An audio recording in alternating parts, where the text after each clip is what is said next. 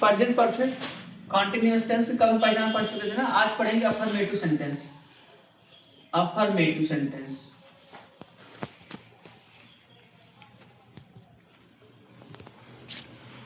Affirmative sentence सकारात्मक वाक्य। सकारात्मक वाक्य इसको देखिए। सबसे पहले हम क्या लिखेंगे, जो क्वेश्चन नहीं, सबसे पहले सब्जेक्ट लिखते हैं, फिर उसके बाद हेल्पिंग वर्ब। हेल्पिंग वर्ब क्या रहेगा, हैज बीन,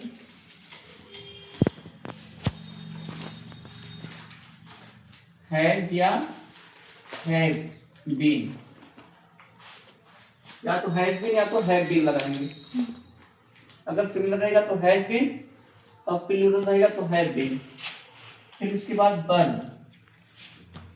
वर्ब का आईएनजी फॉर्म, फिर उसके बाद ऑब्जेक्ट, फिर उसके बाद ऑब्जेक्ट लिखेंगे। फिर उसके बाद देखिए क्या लिखेंगे, फिर उसके बाद या तो अगर निश्चित समय है तो सिंस लगाएंगे और अनिश्चित समय है तो फॉर का प्रयोग करेंगे। सब्जेक्ट प्लस हैज बीन या हैव बीन, फिर उसके बाद वर्ब का आईएनजी फॉर्म, फिर ऑब्जेक्ट, फिर सिंस या फॉर का प्रयोग करेंगे। फिर उसके बाद जो टाइम दिया रहेगा टाइम का प्रयोग कर देंगे। जैसे बात 2 घंटे से या 2 बजे से या 2 सप्ताह से जो भी चीज दिया रहेगा उसका प्रयोग करेंगे। इतना बड़ा इसका फॉर्मूला है नहीं कुछ, बस थोड़ा सा इसमें ध्यान देना है। फिर से एक बात समझ लीजिए, सब्जेक्ट लिखेंगे, फिर उसके बाद अगर सब्जेक्ट सिंगुलर है तो हैव बीन का प्रयोग करेंगे, अगर सब्जेक्ट प्लूरल है तो हैव बीन का। फिर उसके बाद वर्ब लिखेंगे, वर्ब का आईएनजी फॉर्म का प्रयोग करेंगे। उसके बाद ऑब्जेक्ट लिखेंगे, फिर अगर निश्चित समय तो सिंस का प्रयोग करेंगे, निश्चित समय तो सिंस का प्रयोग करेंगे, अनिश्चित समय तो फॉर का प्रयोग करेंगे। फिर उसके बाद जो समय दिया रहेगा समय को लिख देंगे। ठीक है, इसे सेंटेंस शुरू करते हैं।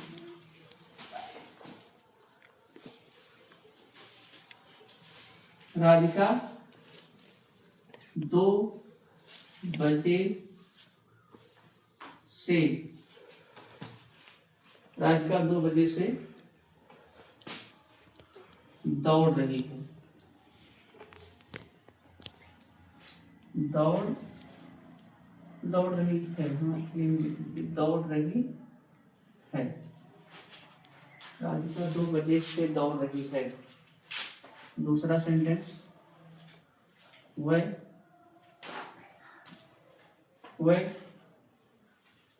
किताब, वह 2 घंटे से, 2 घंटे से किताब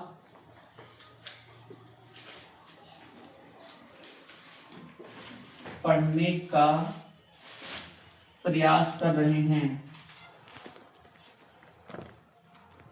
प्रयास कर रहे हैं।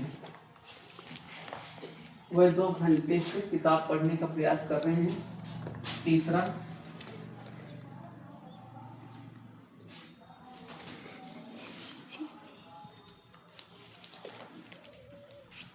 रमन 1920 से, रमन 1920 से इस गांव में रह रहा है। रमन 1920 से इस गांव में,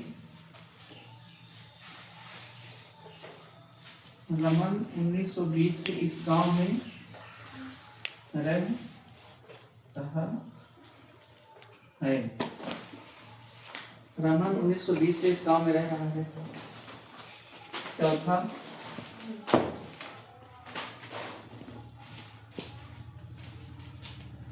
सर मुझे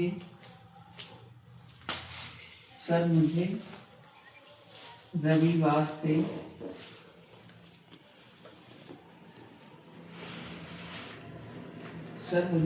से अंग्रेजी ग्रामर पढ़ा रहे हैं। अंग्रेजी व्याकरण। व्याकरण व्याकरण पढ़ा रहे हैं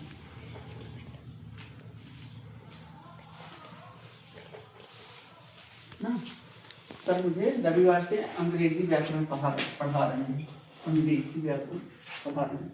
देखिए अब इसको बनाने की कोशिश करते हैं।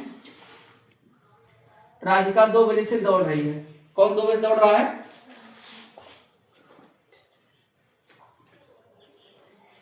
राधिका 2 बजे से दौड़ रही है ना। तो देखिए सबसे पहले इसमें सब्जेक्ट क्या है?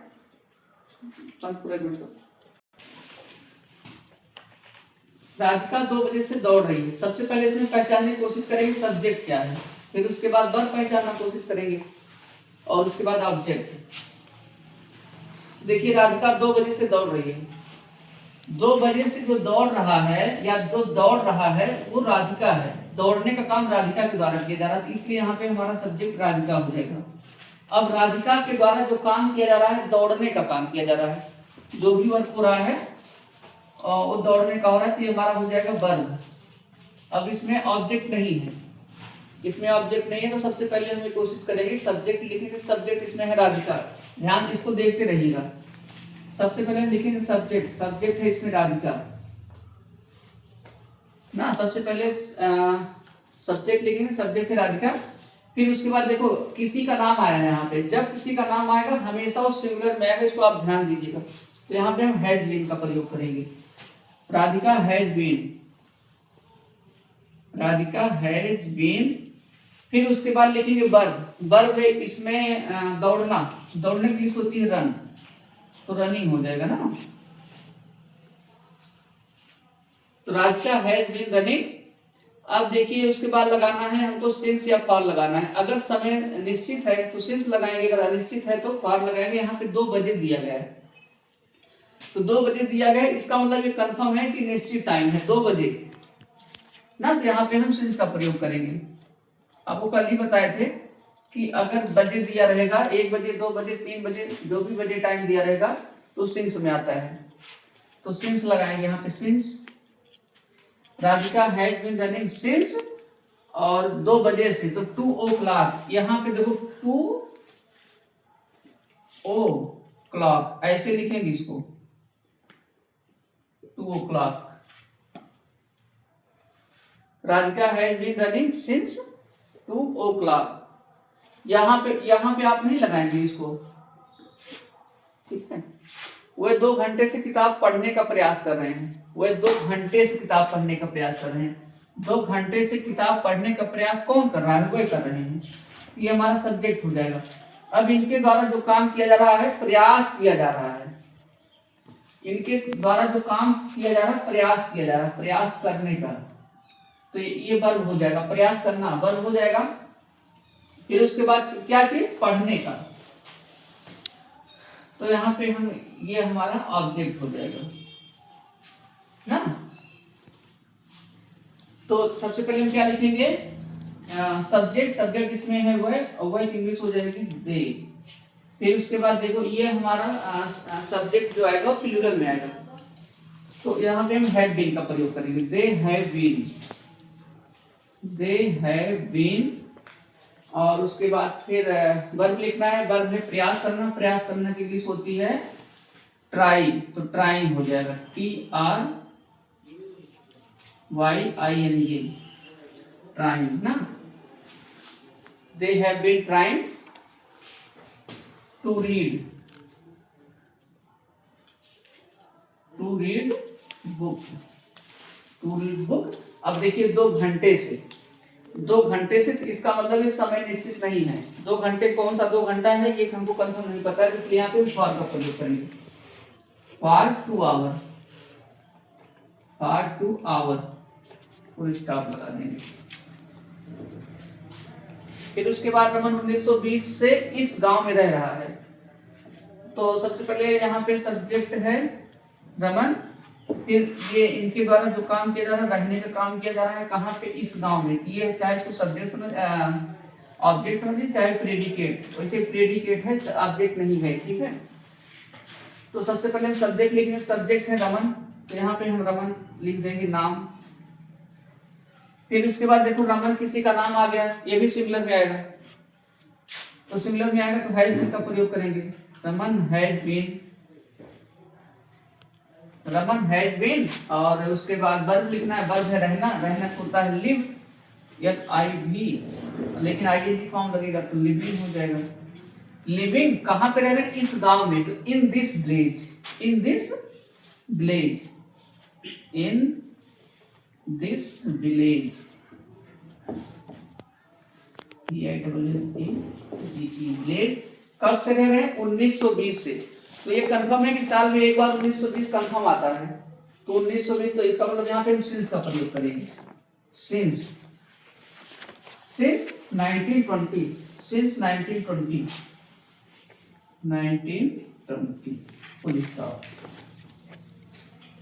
सर मुझे रविवार से अंग्रेजी व्याकरण पढ़ा रहे हैं, मुझे रविवार से अंग्रेजी व्याकरण कौन पढ़ा रहा है, सर पढ़ा रहे हैं, ये हमारा सब्जेक्ट हो जाएगा। अब सर के द्वारा कौन सा काम किया जा रहा है, पढ़ाने का काम किया जा रहा है, पढ़ाने का काम किया जाता है, तो ये हमारा वर्ब हो जाएगा। किसे पढ़ा, रविवार से अंग्रेजी व्याकरण पढ़ा रहे हैं, तो देखिए सर सब्जेक्ट हो जाएगा, इनके द्वारा जो काम किया जा रहा है, पढ़ाने का काम किया जा रहा है। किसे पढ़ा रहे हैं, मुझे पढ़ा रहे हैं, ठीक है। तो सबसे पहले हम लिखेंगे सब्जेक्ट, सब्जेक्ट है सर। फिर उसके बाद देखिए सर आया तो इसका मतलब ये सिंगुलर में आएगा, हैज बीन का प्रयोग करेंगे, हैज बीन। फिर उसके बाद वर्ब लिखना है, वर्ब है पढ़ाना, पढ़ाना मतलब टीच, TEACHING, मतलब टीच होगा लेकिन फॉर्म ING लग जाएगा, teach me, teach me English, English grammar, teach me English grammar, ENGLISH, English और grammar. Sir has been teach me English grammar, और कब से पढ़ा रहे हैं, रविवार से।